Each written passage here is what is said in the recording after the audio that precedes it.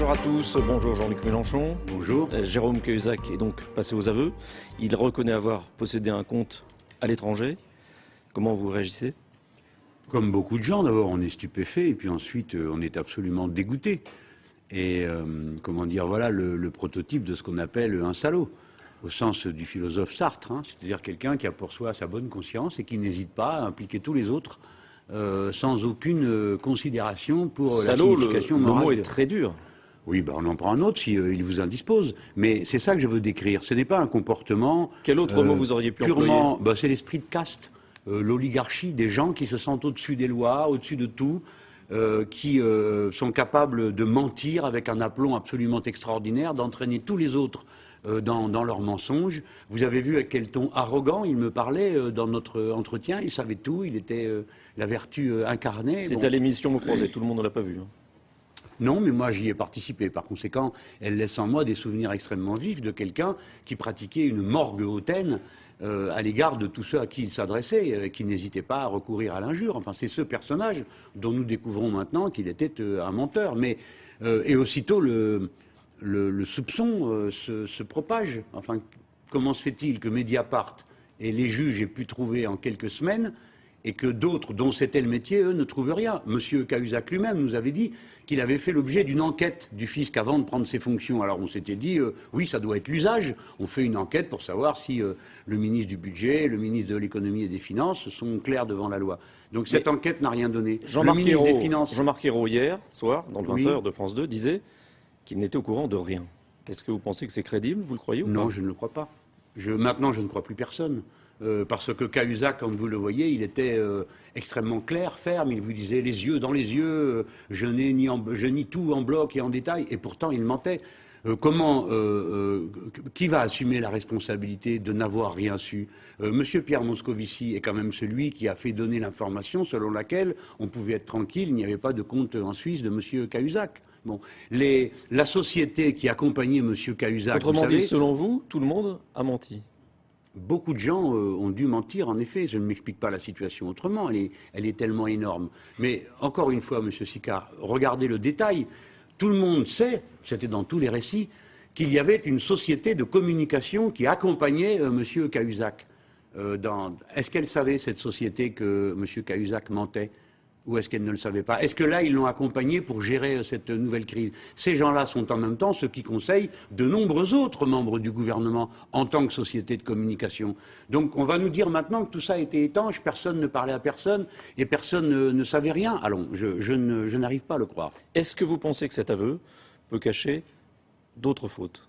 Comme je n'ai aucune confiance morale dans M. Cahuzac, après ce qu'il a fait, je me dis que s'il éprouve la nécessité d'avouer maintenant, c'est certainement à l'intérieur d'un nouveau calcul, d'un nouveau complot dans lequel son intérêt est engagé. Peut-être le fait-il avec des conseils d'une société de crise qui lui dit avoue ça de manière à ce qu'on te fiche la paix pour tel ou tel autre problème que je ne connais pas. Mais quelqu'un qui éprouve le besoin d'aller cacher ses revenus à l'étranger, ça doit être, il doit y avoir tout un ensemble de faits délictueux et pas simplement le fait d'ouvrir un compte à l'étranger qui n'est pas interdit, je le fais remarquer. Est-ce que c'est encore plus grave pour un ancien ministre qui était chargé de lutter contre la fraude fiscale ? C'est ça qui scandalise. C'est que celui-là même qui était en charge de signifier aux gens qu'on ne trouvait pas 3 francs 6 sous ici, qu'on va retirer les allocations de ceci à celle-ci, qu'on va limiter tel budget social-là, lui-même était un menteur, trichait avec le fisc et ne prenait pas sa part de responsabilité devant l'effort commun. Oui, c'est encore plus scandaleux, mais ce qui est scandaleux, ce qui doit faire réfléchir, c'est l'ambiance qui règne parmi les belles personnes, parmi les importants, les interchangeables, qui sont comme ça au sommet de toutes les hiérarchies et qui se sentent au fond assez libres d'eux-mêmes. Ils ne comprennent même pas qu'on leur pose des questions. Il faut les pourchasser des mois durant pour qu'ils finissent par avouer. C'est quand même un fait marquant de notre société. C'est pour ça j'ai parlé je redis, les institutions de notre pays doivent être remises en cause de fond en comble. On doit faire une 6e République. Le peuple doit s'investir dans le changement des institutions. Sinon, ce système des mêmes, toujours aux mêmes places, passe-moi le sel, je te passe le poivre, je suis élu à ceci et pendant ce temps-là, toi tu attends tranquillement ton tour, ce système-là durera et permettra de couvrir en quelque sorte tous les errements. Est-ce que Jean-Marc Ayrault aurait dû réagir plus fort ? Moi, je ne suis pas à sa place. Et puis, c'est un personnage lui-même tellement arrogant qui a été tellement insultant avec moi que je n'ai pas vraiment envie de lui donner des conseils. Cependant, j'ai écouté sa petite musique hier, je ne savais rien, dit-il, hein, donc alors, il ne sait rien non plus là-dessus. Et puis il demande à Cahuzac de n'exercer plus aucun mandat. Bon, il lui demande à quel titre, de quel droit, dans quel cadre, leur amitié commune, leur copinage, quoi. Qu'est-ce que c'est tout ça? Monsieur Cahuzac est-il encore membre du Parti socialiste ou bien en est-il exclu? Voilà une question très concrète. Les gens qui ont participé... Qu'est-ce qu'il fallait faire? Il fallait l'exclure tout de suite? Il me semble qu'il fallait prendre des mesures, mais qu'ils ne les ont pas prises. Donc j'en déduis, c'est qu'ils ont leur raison. Monsieur Sicard, il n'y a plus d'innocents là-dedans. François Hollande voulait une République exemplaire. C'est compromis. Je crois qu'il la voulait sincèrement. Je n'ai pas l'intention de tirer sur une ambulance.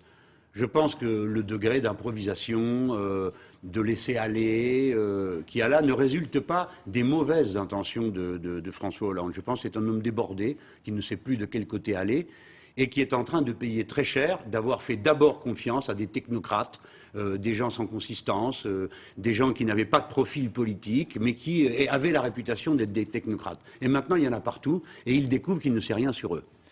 Cette affaire, elle va profiter à qui? Au Front National, par exemple? Je ne sais pas. Ça peut être au Front National, ça peut être au Front de gauche, parce que les gens se diront, ceux-là, ils ont l'air de savoir ce qu'ils veulent, mais c'est surtout au pays que ça va nuire. Et ça, c'est très grave, parce que vous savez comment ça se passe, ça crée une ambiance effroyable. Si celui qui est tout en haut de la hiérarchie et qui vous envoie votre feuille d'impôt, qui vous rabote votre subvention, apparaît être un malfaiteur, et plus personne ne croit aucune autorité. Pour vous, c'est un malfaiteur? Je crois qu'il a dissimulé des revenus, qu'il a ouvert un compte à l'étranger, qu'il l'a nié. Si ça, c'est pas un malfaiteur, alors qu'est-ce qu'un malfaiteur? Celui qui vole une mobilette, celui qui fait du bruit dans son quartier, oui, ceux-là, on les arrête sans arrêt, et on sait bien qu'ils sont montrés du doigt sans cesse. Mais la grande délinquance en col blanc, des belles personnes bien habillées, propres sur elles, et qui essayent d'intimider tout le monde en parlant avec un fouet dans la bouche et un regard de maître à esclave, ceux-là, on leur trouve toujours des circonstances atténuantes. Rappelez-vous quand il a démissionné. Vous vous souvenez, le chœur de louanges, ceux-là même qui étaient contre l'amnistie sociale des syndicalistes, hein, tout d'un coup trouvaient mille et une douceurs à dire à propos de M. Cahuzac. Et ça recommence là. Ils ne savaient pas.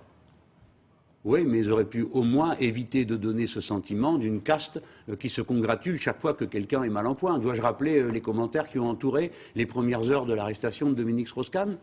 Ce qui posait problème, c'était autant les actes qui étaient reprochés à M. Strauss-Kahn que cette ambiance d'universelle combinazione et de grand copinage généralisé. Vous ne croyez pas? Sujet tout à fait différent. L'Assemblée nationale a commencé à examiner le texte sur le marché du travail. Plus de flexibilité pour les entreprises, plus de sécurité pour les salariés. Vous êtes debout contre ce texte? Absolument. Il n'y a aucune sécurité supplémentaire pour les travailleurs. Résumons. Il y a les mutuelles. Oui, alors on pourrait rentrer dans cette histoire du mutuelle. Les mutuelles, ça concerne ça, dans la protection de la santé des travailleurs. Ils se la paieront pour moitié. Et ça n'est pas l'extension des couvertures de la sécurité sociale. J'imagine qu'à cette heure, personne ne comprend rien à une histoire pareille. C'est un texte très technique. Mais je vais vous résumer au moins un aspect. Vous êtes dans une entreprise, une grande entreprise.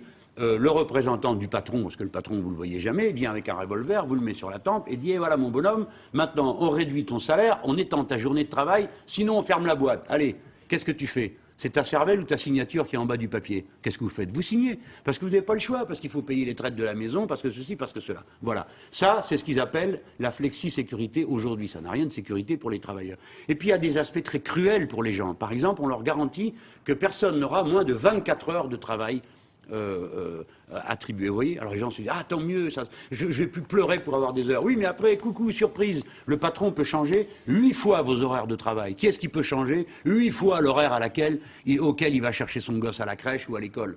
Et le patron peut annualiser le temps de travail, c'est-à-dire vos pauvres 24 heures, les voilà étalés comme de la confiture sur une énorme biscotte. C'est une loi cruelle, injuste, et c'est une honte que des gens de gauche osent la voter. Merci.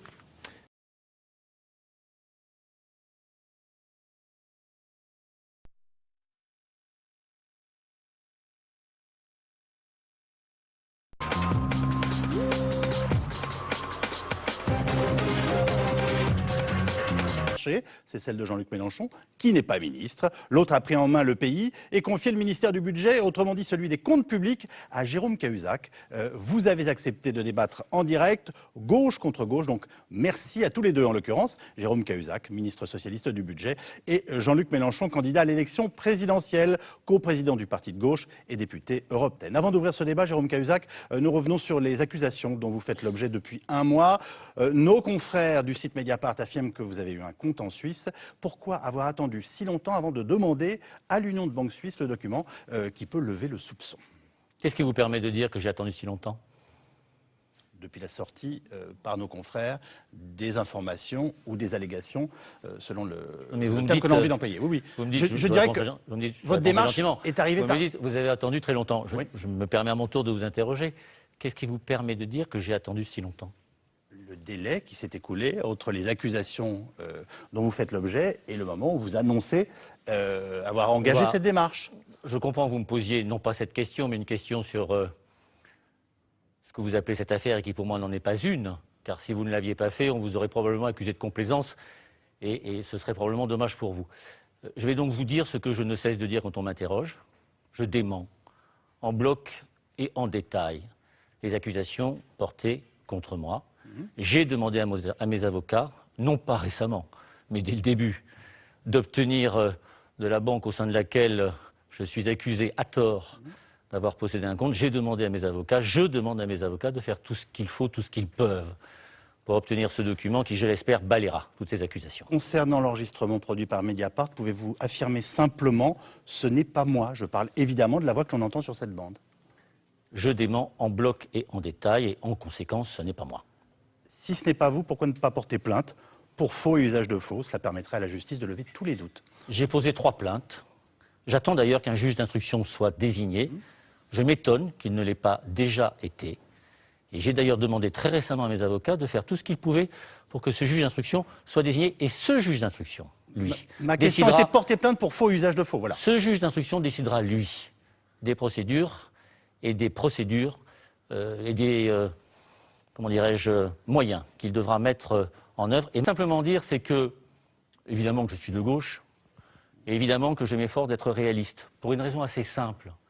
C'est que quand on est réaliste sans chercher à être juste, on passe à côté de l'essentiel. Et quand on veut être juste en méconnaissant les réalités, on se condamne, je le crains, à une forme d'impuissance, une impuissance que d'ailleurs les plus beaux discours, je ne parle pas naturellement de ceux de Jean-Luc Mélenchon, son talent est connu en la matière, mais que les plus beaux discours, les plus belles envolées, les plus belles expressions, les plus beaux contre-pieds, que rien de tout cela ne pourra jamais masquer ni compenser. Donc juste et réaliste, réaliste et juste, c'est comme ça que je définis ou justifie, si vous me le permettez, ce que j'estime être mon appartenance à la gauche. Un dernier mot pour remercier Jean-Luc Mélenchon de ne pas avoir accepté, contrairement à ce que certains semblent avoir voulu faire pour lui. La question est votre réponse, pas seulement ce que vous venez de dire sur le réalisme, la justice et tout ça, parce que pour moi c'est de la rhétorique, mais ce que vous avez mis sur la table comme politique, pas vous, Jérôme Cahuzac, mais l'ensemble du mouvement Parti socialiste européen qui a conduit au désastre en Grèce, en Espagne, au Portugal, et ce que j'apporte comme réponse, qu'est-ce qui est de l'un ou de l'autre le réalisme pour sortir de la situation dans laquelle on est. Voilà. Maintenant que la justice fasse son travail. Nous, citoyens, vous, Bourdin, moi, Mélenchon, nous avons le droit de dire à la justice, maintenant, faites votre boulot, parce que nous sommes dans une société civilisée, et quand il y a un conflit de cette violence, on ne le règle pas à coups de bâton, ni sur les apparences, mais sur des faits. Et les faits, c'est la justice qui peut les établir. Bien.